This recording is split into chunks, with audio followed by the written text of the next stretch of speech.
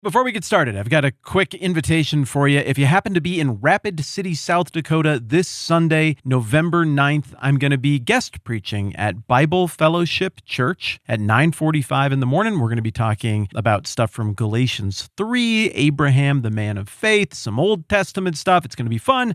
Come by. We'll go to church together. We'll say hello. It'd be awesome. All right, let's get on with the episode.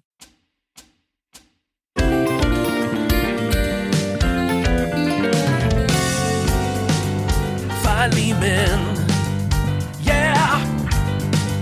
Philemon, yeah. Hey, everybody, it's Matt. This is the 10-Minute Bible Hour podcast, and let me tell you, Ben Folds and his band, the Ben Folds 5, were on an absolute heater in the early 2000s. Those guys were great. I still think Ben Folds is a genius. But one of the songs that I remember from back then when he was absolutely on fire was a song called The Ascent of Stan. And it's about a hippie who grows up to become a corporate stooge. He's the critic of the man. He's the revolutionary when he's young. But then he wins. And, well, what is it like to be the one in charge now? Stan, once you wanted revolution, now you're the institution. How's it feel to be the man? It's no fun to be the man. Likewise, Judah Maccabees. He was a really good revolutionary. He was excellent at it. Brilliant strategist. He could rally people. He was principled. But I think a fair reading of his life, and First and Second Maccabees and other historical sources on him, is that, like so many revolutionaries, it's pretty hard to know what to do next after you got the thing. It's, the old metaphor about what happens if the dog actually catches the garbage truck. What do? Bark at it? Bite it? I mean, it's a garbage truck. Well, in our last conversation, we talked about how effectively Judas Maccabees defeated the Seleucid invaders, made his way into Jerusalem, purified the temple from all the horrible things that had happened there. And then, what do you do next? Well, he goes around, he tries to get rid of some more of the Greek outposts, but times are changing. Leadership is needed. At some point, you have to build an actual kingdom. And what is that going to look like? Will Judas Maccabees be the guy to do it? Or is he the revolution who won't be able to make the leap to being the institution? How's it feel to be the man? So the temple gets purified now. Judah stays on the offensive with all of his brothers in tow, and they're going to go try to lay siege to some of the remaining Greek outposts. But a new invasion gets sent down from the north, from the Seleucids. This time around, for the first time ever, the Judas Maccabees and his brothers decide to meet them in open battle. Now, this is the biggest battle of the whole war, the whole rebellion to this point. For the first time, the Maccabees' forces are pretty loaded. I mean, they got a ton of guys, like maybe 20,000, but the Greeks have a ton of dudes. And this is so fascinating. They have a key strategic advantage for fighting in the open field, and that is that they got a bunch of war elephants, 20, 30, 40 of them. Historical sources disagree. Like legit armored up war elephants. Yes, this is in the book. It's in 1 Maccabees 6. Judah's made his money. He's made his name doing guerrilla warfare, and it doesn't go as well in open battle. And in an attempt to try to rally the troops, Judah's younger brother, Eleazar, I'm literally only telling you this story because it's awesome. I don't know. I mean, it's not the most important thing. It's just awesome. He sees that the war elephants are breaking the spirit of the men. And so he does this Jon Snow ride out against the forces of Ramsay Bolton. It's okay if you don't know what that reference is from. All alone, stand in the field with the sword loaded up or whatever. And, well, here's the story. 1 Maccabees 6. Everyone trembled when they heard the sounds of the soldiers, and they marched along the clanging of their weapons. The army was massive and very strong. But Judas drew near with the army in battle formation, and 600 of the king's men fell. Then Eleazar, called Avron, he's one of Mattathias' son, younger brother of Judas, saw one of the elephants covered with royal armor. It was taller than the rest, and he reasoned the king was riding it. So he laid down his life to rescue his people and to make an everlasting name for himself. He ran boldly into the center of the phalanx, that impenetrable formation that I was telling you about that the Greeks used. He ran boldly into the center of the phalanx, killing soldiers to the right and the left, and they got out of the way on both of his flanks. Then he crawled under the elephant, struck it from beneath, and killed it. But it fell to the ground on top of him, and he died there. And even though that was a ridiculously awesome story and a super brave thing to do, it doesn't ultimately work. Judah loses, they flee the field, but they have the advantage. They're defending their homeland. They go up in the mountains and they regroup and they start doing guerrilla warfare again, and it goes better. They win a couple of minor victories. Maybe the Greeks could have still come back and beat them at this point. We're into like 161, 162. But the instability of the crown and the court situation back up in the homeland of the Seleucids is such that Lysias, commander of the Seleucid army against Judas, he has to go back home to jockey for his position and standing in the court. Young Antiochus V dies, and he's replaced by a new Seleucid king, Demetrius I, who is yet another Greek turd.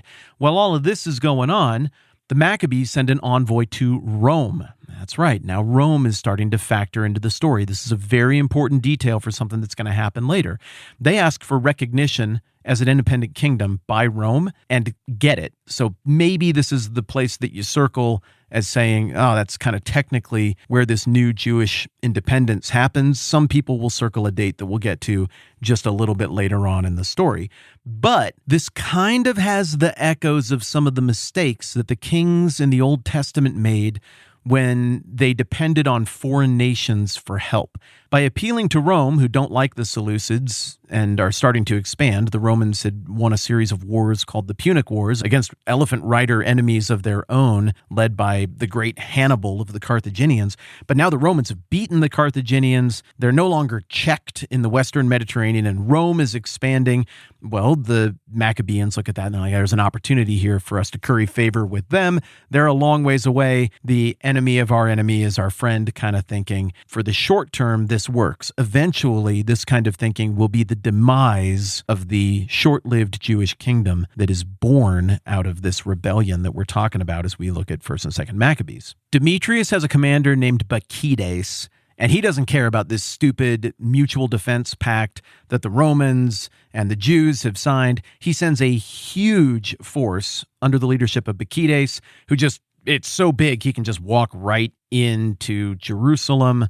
Judas can't handle it. He and his men lose. Judas Maccabees, he dies in 160 BC at the hand of Bacchides and some treacherous insiders who want to see the rebellion ended and the rise of Greekism once again in Israel. This is obviously a crushing blow for the rebellion, but Mattathias has more sons, and two of his younger kids, Jonathan and Simon, find a way to negotiate peace, and somehow Jonathan ends up in the role of high priest. Again, the Seleucids are a mess. They've got kings coming and going. They have so much infighting. There are opportunities to exploit that. And Jonathan, Judas Maccabee's younger brother, emerges from this, and he does some good stuff. He gets Jerusalem built back up for any future problems, refortifies the fortifications that have been shot. But like so many leaders who come after him, Jonathan struggles with character a little bit, and ultimately he gets tricked by a representative of the Seleucids once again. Now we're all the way up into like the 150s and 140s. So after Judas Maccabees dies, I keep saying Judah and Judas because he gets referred to both ways in all of these various sources. After he dies, we've got another 20 years of scrapping and negotiations and betrayal and all kinds of short-lived Seleucid kings coming and going. During this entire period, the threat of Rome looming in the West is becoming a bigger and bigger pressure for the Seleucids. And really, it kind of is that threat that is the unspoken thing that makes the Seleucids more and more willing to negotiate. Now, a reader of 1st and 2nd Maccabees might say, it's the hand of God that was making them more and more willing to negotiate. But there's a lot of corruption in the second half of this story. Ultimately, Simon, the young brother, turns out to be a pretty solid leader, and he finds a way to say, hey, we're all sick of fighting, let's be done with this. And a later Seleucid king in 142 BC named Demetrius II is like, you know what?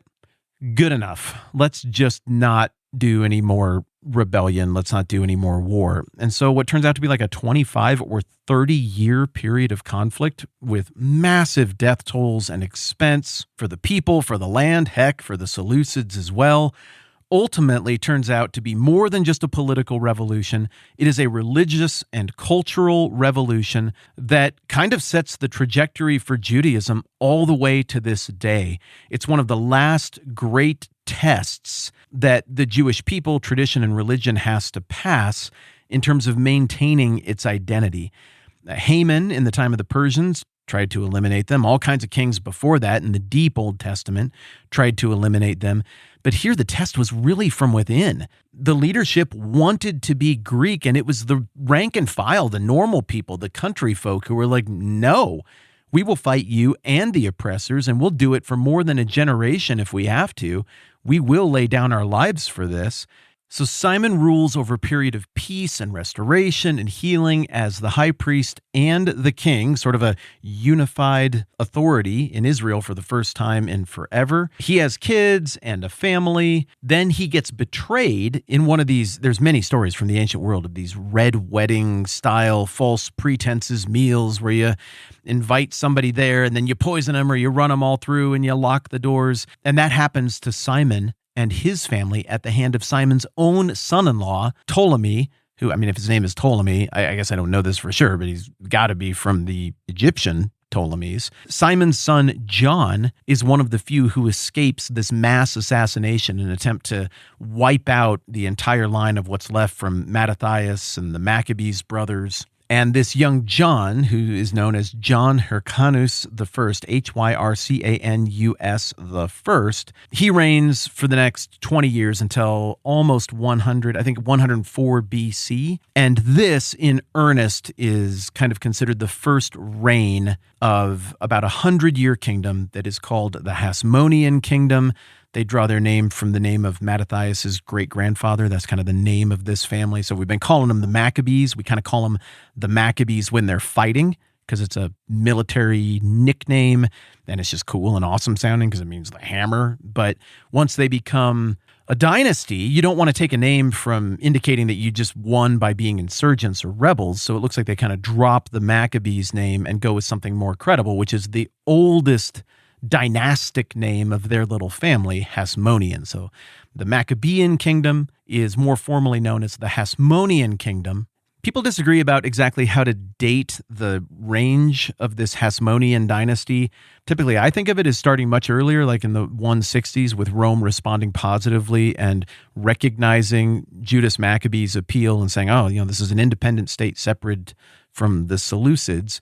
Other people would say it kind of starts at the end of Simon's reign or the beginning of John Hyrcanus in the 140s. I mean, whatever, it's kind of semantic. The kingdom goes for basically 100 years. And the way it ends is a real live by the sword, die by the sword situation, because the Hasmonean dynasty looks a lot like the Seleucids, but just not Greek. It looks Jewish. It's corrupt. It's flawed. Court politics kind of ruin everything. People want power.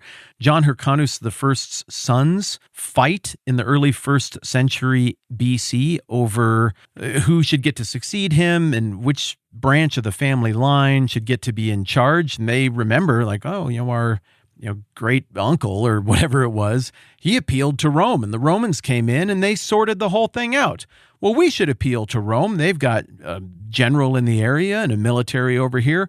We should both appeal to that general and have that Roman general come in here in the 60s BC and solve this problem. And they both at the same time are like, and I'm going to appeal to Rome to put me on the throne. And the other brother's like, I'm going to appeal to Rome to put me on the throne. And Pompey the Great, buddy and then rival of Julius Caesar, or Pompey as he's sometimes called, he responds to this double appeal and is like, yes, I would be happy to come to the incredibly wealthy city of Jerusalem and just help you guys sort this thing out. Well, the way he sorts it out is by never leaving. And in 63 BC, the Hasmonean dynasty effectively ends. I mean, some kings still sit the throne, but there's puppet kings until 37 BC. But effectively, this short-lived, hard-won Hasmonean dynasty is over when Pompey the Great responds to the invitation to come to town with legions and just takes over and says, okay, yeah, we'll sort it out. We'll sort it out by making you client kings, subordinate to Rome, henceforth forever. And thus concludes, for our purposes, the great intertestamental story of Mattathias and his sons, including the great Judas Maccabees, who led the massive rebellion against their Greek Seleucid overlords, won many great victories, purified the temple, reestablished Judaism, and made a short-lived kingdom of their own that ended with a whimper over a dynastic squabble that resulted in the Romans eagerly coming in and re-subjugating the Jewish people, starting in 63 BC. Okay, time to get a little personal here. Before I wrap it up today, I'm not joking around at all. I want to say a very sincere thank you to all of you who came to this thing because we're talking about Philemon, and we're not even close to Philemon here. We're working our way up to it. We are going somewhere. But thank you for trusting me, or maybe indulging me on filling in this gap in our knowledge as a community of people who hang out and talk about this stuff. I've wanted to go down this road for quite a while, and this seems like a time where it would really pay off in terms of what we're going to do next. But admittedly, it means it's going to be a little longer before we get to Philemon. So thank you. That's plenty for now. I'm Matt. This is the 10-Minute Bible Hour podcast. Let's do this again soon.